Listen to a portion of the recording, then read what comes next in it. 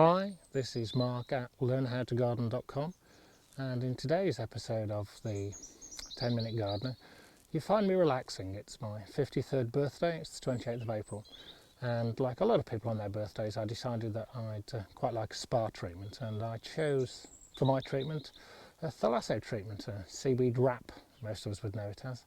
Seaweed has been used for millennia.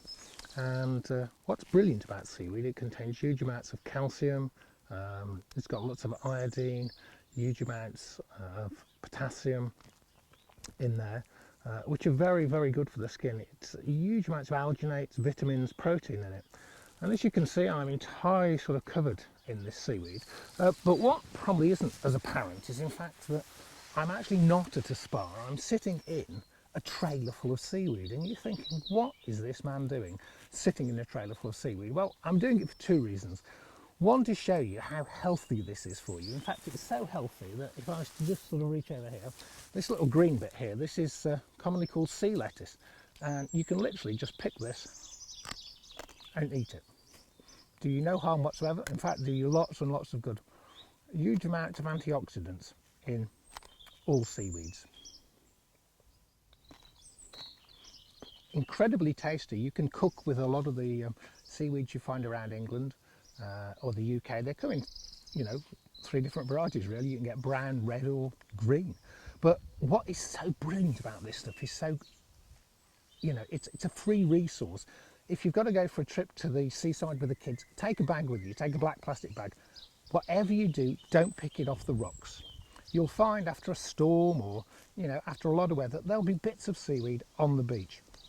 And I collect a lot of seaweed and I use it extensively in the 10-minute garden and in the allotment. I use it on my potatoes and that's a technique that I came across in the Ile de Baz. The Ile de Baz is an island off the coast of Brittany where they grow some of the tastiest and most expensive potatoes in France for the Parisian markets, and they use nothing but seaweed to fertilise their potatoes.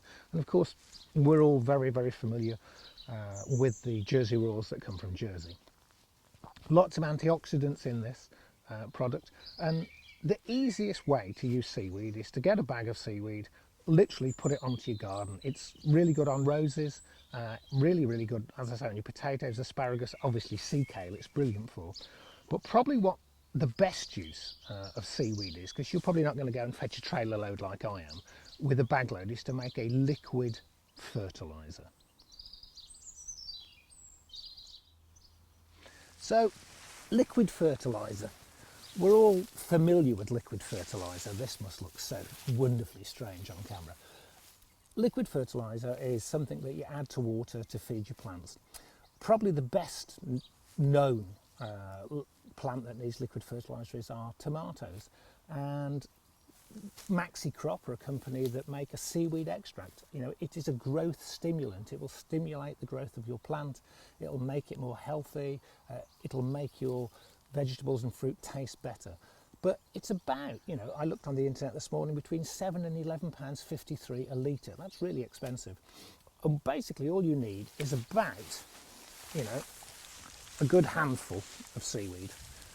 And what we're going to do is take about, he says trying to get about a handful of seaweed. We're going to put that into a bucket. We're going to then fill the bucket half full with water. We're going to put some cling film on the top and we're going to walk away and leave it. We're going to leave it 7 to 8 weeks. What we'll then have is a seaweed extract, and to make our fertiliser, which we'll be putting on our tomatoes later in the year in both the greenhouse and the polytunnel, and we'll be using as a general liquid feed and plant stimulant, is about 1 cup for every 2 gallons, or 1 cup for the average sized watering can is the easiest way to think about it. And it's going to cost you nothing at all. Obviously you've got to be near the sea, so for anybody within striking distance of a beach, that's brilliant. Or if you're on there and you think, I'd quite like to try that, and I've got to think of something to do with the kids, take them to the beach for the day. It's dead easy, isn't it? You kill 2 birds with 1 stone. Well, we don't want to kill any birds with any stones, but it's a sort of old-fashioned saying, really. The other thing you can do, and I'll, exactly the same method, and I'll sort of do a quick video blog to show you. You can do exactly the same with comfrey to make your own liquid feed, or nettles, and each one has a slight different balance in the nutrient value, so it's worth making one of each. Although I would say at this point the comfrey one stinks. It doesn't just smell, it stinks. It stinks as though you've got a dead polecat in the house. Not that it's going to be in the house, but you know, that awful sort of smell. The other thing I would say, seaweed combines brilliantly in a general rotation or cropping with manure. They have different balances to their nutrients and sort of chemical constituents. So if you can incorporate it into your general gardening, it really is one of those things that is free. You know, you're cleaning the beach, and it's recycling. You know, it's making use of natural things, totally organic. You know, very, very little pollutants get into seaweed. You know, I cannot recommend it highly enough.